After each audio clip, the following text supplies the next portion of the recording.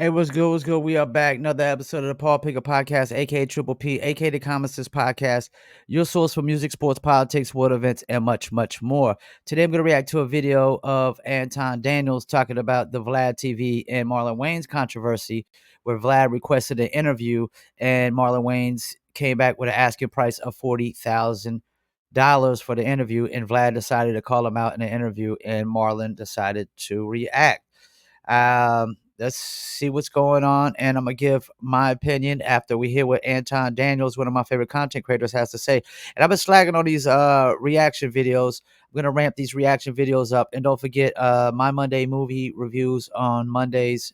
Pick a movie on Sunday and review it on Mondays. Let's get into it. Going on is Anton from AntonDaniels.com. I appreciate you guys for continuing to rock with me. Vlad, or as they like to call him, DJ Vlad, has got into it, went back and forth with Marlon Wayans, and apparently has turned into a heated exchange in which it seems like Vlad is not really reading the room. And at first, when people first started telling me about it and sending it to me, I thought that Marlon Wayans was just delusional, but then I started looking at more of the context clues and seeing more of the fallout, and I changed my opinion a little bit. So let me go into it and break it down for you guys and just explain to you what was going on. So basically, him and Vlad got into a heated dispute where Marlon Wayans and Vlad, it was in a disagreement about the asking price for Marlon Wayans to wind up doing an interview. And so basically, what it's telling you is that Marlon Wayans was basically demanding about 40 grand, 40,000. Wow. Because Vlad apparently reached out to him in order to do an interview, or maybe it was Ari Spears. I think it was Ari Spears or whatever. Him and Ari Spears was talking, and they was saying that Marlon Wayans can't demand $40,000. Now, just for Let me stop right there. I mean, Marlon could demand whatever he wants, but if anybody's dumb enough to pay that price, that's a different story. But let's keep it moving. context, as a YouTuber and a person that's done multiple different interviews, and the cost is no way unless you are a Cat Williams. No way, and it's also is no way for you to be able to justify with the possibilities of you doing those, doing that type of Exactly. interview, what kind of numbers you're gonna get as a result of it. What I mean is, I don't think that Shannon Sharp or anybody could have predicted that it was going to do the crazy amount of money that it was going to do as far as him and Cat Williams, right? It was just a time, it was the perfect time, and everything had to align. And it wound up popping off. Now I figured he know that it was going to do phenomenal numbers, Shannon Sharp, but not. I mean, nobody could have predicted that. Nobody could have predicted that it was going to go that viral. But neither here nor there. There's no way in any way, shape, or form that you could justify paying pretty much anybody, let alone a Marlon Wayans $40,000. But I don't think that that's what happened. Let me continue. Uh, Marlon Wayans wanted 40 grand plus 30% of the revenue for It's future crazy. appearances on Vlad's platform. Nope. Situation escalated when Vlad released a clip um, featuring comedian Ari Spears, where they both laughed at Wayans' asking price, and they pointed out that despite being a part of Hollywood's most successful families, Wayans had not gone viral or gained significant traction from his past interviews. Now, the last time that I paid attention to Marlon Wayans was when he did the whole gay thing, and he was in the Pride, and he's trying to get visibility for that. And so I absolutely did not agree with that, and I voiced my opinion on that on this very platform. But it says, unsurprisingly, Wayans caught wind of the clip and defended his demands, insisting that they were justified. He says, "See, I tried to tell him I was giving him a deal. Oh well," and that's what he wrote on X. Vlad responded on the same platform, dismissing the idea that anyone would pay $40,000 for an interview with Wayans. Marlon found someone with 200 followers to agree with him. LOL. Nobody on this earth is going to pay Marlon $40,000 for an interview when he gets 100 to 300,000 views on any platform he interviews on. And then he goes And let me stop right there, man. That amount of views on any piece of content is not worth 40,000. I've actually taken $100 and paid a TikTok influencer to promote a musician and got over 9 million views. So 100,000, 200,000 for 40. I mean, you could run $40,000 worth of ads and get way more views than that. Way more views than that. So, there is no justifying that asking price. But let's keep it moving. On and put up, all the different Marlon Wayans interviews. The Breakfast Club looks like it did 315,000 2 months ago. Not worth Him on Jimmy 40,000. Kimmel did 120, 132,000. That was just a clip though. Breakfast Club was a full interview. Still not worth And it looks 40,000. like a Daily Show one where he was grilling Nathan Wade, and I guess maybe it was just a comedy skit. It did 230,000 views, which is not Still not shabby at worth all. 40,000. Anytime that you can eclipse, I mean, it depends on where you at, but anytime you can eclipse anywhere above, in my opinion, 20, 30, 40, 50,000 views, and you get into the 100,000 views, then I think that you are relevant. I think that people want to hear what you got to say, absolutely. But then at the same time, you can't justify paying somebody $40,000. Marlon Exactly. said, I tried. See, I tried to tell him I was giving them a deal. Oh, well. Wayans was puzzled by Vlad's reaction and questioned why the interviewer was upset with his asking price. He said, You mad? You're unprofessional, my guy. If you didn't like the number, then keep it moving. You look bad. You should fall back, mad at a black man for stating his number, and now you go public and use your platform to try to drag me. I've never in my life dealt with this silly negotiating tactic. So here's my thing. I believe that Marlon Wayans didn't want to do an interview with Vlad. And so what happened was he threw out a number that was so crazy to basically tell him no without telling him no. Let me stop right there. I agree with what he just said. That's definitely the price you give somebody when you don't want to do the interview with them. But to throw out words like professional, and it would have been more professional to just say, I'm not interested. That's the thing. There's blame on both sides of this. Like Marlon made it about race, which I mean, let's pump the brakes. It has nothing to do about race. Has everything to do about how ridiculous that price was. And I do agree that Vlad TV isn't reading the room. Vlad's not reading the room. He's not putting two and two together and getting four. Apparently, he's getting five. He can't understand that and comprehend that that's the price you give somebody when you don't want to do the interview. But at the same time, it'd have been more professional to just say no. If you just said no, then you don't give them really any ridiculous info or anything ridiculous to put out there and get his reaction that he got. I mean, because for Vlad, I think he's gonna get more out of calling him out about this asking price than he would have got out of the interview.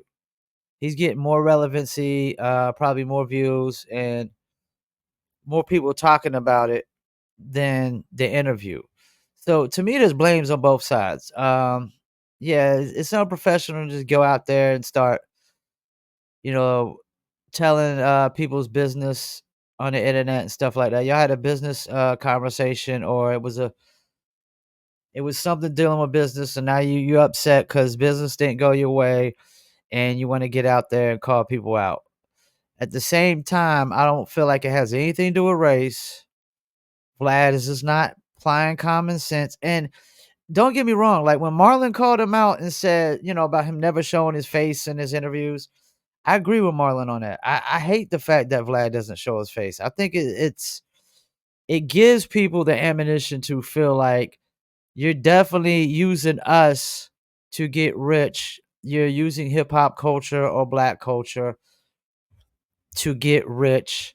I never liked his interview style. The fact that you never show your face or anything lets us know that nobody's coming to this podcast to see you because you never show your face. But like Paul Pickett podcast, they're coming to see me and they're coming to see who I interview.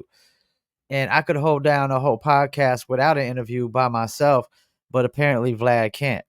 Um, so I think there's blames on both sides. And as far as like getting rich off the culture, this is the thing. Like nobody owns a culture. A lot of things that are in the culture that become popular, it's only one or two people that made them popular. You don't get to take credit. Everybody doesn't get to take credit for something that one or two people did. You don't get to take ownership. You can't patent and copyright culture.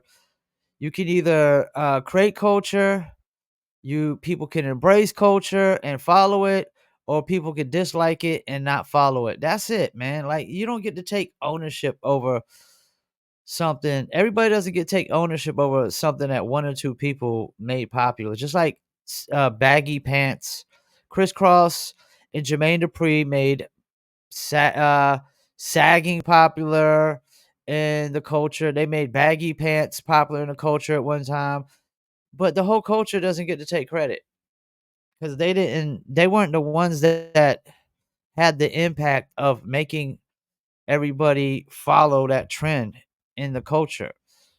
They didn't have the influence. Everybody didn't have like these the idea that somebody that nobody ever knew had influence over people doing something in a culture is so bogus. I just don't feel like anybody gets to dictate on owning a culture. You can't copyright it, you can't patent it, none of that. Let's hear a little bit more what he got to say, and we're gonna wrap it up. But if Vlad was going to be the idiot and pay them $40,000 for an interview, plus 30% of the revenue for future interviews, then what did you think was going to like? You see what I'm saying? So it would have been it would have been a bad look for Vlad financially. At Yep, the same time, Vlad was over there asking him what his asking price is. It's people that I've reached out to that didn't respond to me. me too. Cool, I'm cool with that. And then they responded to me once they seen all of the visibility that was happening. And then they wanted to reach out and say, "Hey man, we need to be doing." Nah, like, I'm good now. But at the same time, here's the difference. When Vlad gets mad at people, he goes on Twitter. When he starts trying to throw him under the bus, he starts talking about him. He starts talking about what y'all said behind the scenes. That is Marlon Wayans is 100% correct. It's completely unprofessional, and you do not start talking about numbers, money, all of that stuff, and putting people's business out there, and then also trying to disparage them, I because agree with what you're that. doing is you're preventing them from also, if they ever want to do an interview with somebody else, you messing up they bag or you messing up what they got going on. And so, as a person with a platform, it is 100% unprofessional for you to do that. And Marlon Wayans is right. And I also, again, if you look at it and you actually paying attention to it, because, and this is why I say Vlad probably can't read the room, because Vlad is sitting there trying to justify why Marlon Wayans is not worth 40,000 when he don't realize that Marlon Wayans is basically telling him, I don't want to interview with you, and if I do, I'm gonna absolutely tax you out of your earlobes. And that's where the problem lies right there. Uh, cause and effect. Cause Marlon Wayans didn't just say, "Hey, not interested." That would have been a more professional thing to do. Just, "I'm not interested. I don't want not trying to come on your platform." Now you wouldn't have gave Vlad this basically crazy asking price that he could throw out there and try to justify it. He wouldn't be able to you wouldn't have to worry about Vlad trying to justify anything if you would just say, "Hey, I'm not interested. Don't want to do an interview." But you throw out this crazy price that nobody in the planet would pay. And yeah, man, you know, that gave Vlad all the ammunition he needed. He got what he wanted out of this. He got more out of this than he probably would have got out of the interview. He's relevant. People are talking about him because Marlon is already relevant. And like I said, nobody's going to Vlad TV to see Vlad TV because you don't see Vlad TV on there. All you see is the people who's interviewing. From what I heard, he'd be like literally on a TV screen while he's interviewing. I heard like a lot of times he's not even in the room while he's interviewing. So why not just do a remote interview with you on one side and other person on the other side? But Vlad, I mean, he's not as handsome as me. So he's not as handsome as me. He's not as attractive as me. And apparently he can't just hold down a whole podcast by himself because nobody's probably going to tune in and listen. And I get why people call him a culture vulture and he's making money off the culture because he, like I said, he doesn't show his face, so he's totally using everybody that comes on to totally get all the views. You can't chop up no clips of Vlad, talking when he doesn't even show his face on there. Like when I do a podcast, I try to, clip up clips of myself as well and throw those out there along with the interviewer, because typically after the interviewer is off, I'll sit there and just talk and rant for a little while. Yeah, I think there's blame on both sides. I think this is cause and effect. If you know, if Marlon would have just said not interested, you don't really give Vlad any ammunition, but you throw out this crazy, crazy, ridiculous price. There's no justifying that price, $40,000 for a Marlon Wayans interview. So, and then you try to justify that price. So it's like there's blame on both sides, man. This would have never went as far as it did if you just say, "Hey, not interested." Man up, man. Man up. Don't, it's very disingenuous for you not to just say, "Hey, I'm not interested," and throw out a price that is ridiculous. That anybody who paid that asking price, they don't bump their head. They were dropped on their head as a baby or something, man.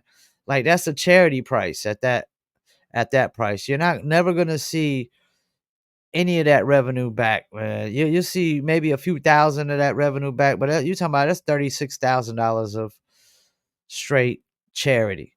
Um, yeah. So I'm not really taking nobody's side on this one. I think there's the blame on both sides. I think Vlad got what he wanted out of this. He got his clicks, he got his relevancy, he got people talking about it. Probably a lot more than they would have talked about the interview, and probably more than they would have got clips off the interview and whatnot. But I also don't like the fact that Marlon made it about race. I don't feel like it has anything to do with race whatsoever. And we gotta stop making every single thing about race, man. We gotta pump the brakes on that. Everything doesn't have to do with skin color and race. And as far as I was under the impression, there's only one race, the human race. Then you got, reptile races and amphibian races or mammal. Well, actually, we're the mammal race, not even the human race. We're the mammal race. We're a race of mammals, So yeah, but everybody wants to bring race into every single thing nowadays in America, which has made us go backwards and made us more divided. That's why partially why we're politically divided, because one side has accused the other side of everybody being racist. After I literally saw my mom go vote for the first time and she voted for Barack Obama. I voted for the once and only time in my life, and I voted for Barack Obama. And then right after that, basically told if I was to support or vote for Trump that I was a white racist supremacist. And my sister and brother-in-law actually, I think, might have voted for Trump if I'm not mistaken. And they're far more decent human beings than anybody I've ever met on this planet. So let's pump the brakes on those lies and that false narrative. Everybody that voted for Trump is not a racist. Some that's the thing. Like, we're at a point right now where people only voting for a candidate because they hate the other candidate. That's the worst reason to vote. And it just goes to show you like both sides are filled with hatred. Because everybody on the Democratic side hates Donald Trump, and I'm supposed to believe they're decent human beings. Somebody who wakes up every single day and hates the same individual every single day. I'm supposed to believe that they're decent human beings. I don't believe any person that wakes up every day and puts all their energy into hating another human being is a decent person. They're complete scumbags. And it doesn't matter on what side of the fence. If you wake up every day and you just hate Kamala Harris and hate Biden, you're a scumbag. If you wake up every day and you just hate Donald Trump and you never even met these people whatsoever personally, you're just going off of media and what other people are saying. I mean, you're all complete scumbags as far as I'm concerned. I don't got time to wake up and hate anybody. I don't got time to wake up. Even my competition, people that try to compete with me, I don't hate them. Hate such a strong word, you know. Dislike maybe, but this idea I'm gonna get up and you know what? Let me hate on Donald Trump again today, man. That's got to be a miserable, pathetic way to live. Once again, thank you for tuning in to another episode of the Paul Picker Podcast. And also go follow Live from Vietnam podcast where we interview a lot of old school hip hop and R&B artists. And I'm actually gonna start trying to interview a lot of old school rock artists here. I'm gonna start reaching out some old bands and band members of old rock bands and see what we can get done. And don't forget to check out my BKFC bare knuckle and MMA and BYB fight interviews that I have on here on the Paul Picker podcast. Like, comment, subscribe. Appreciate y'all tuning in. Peace. And I'm out.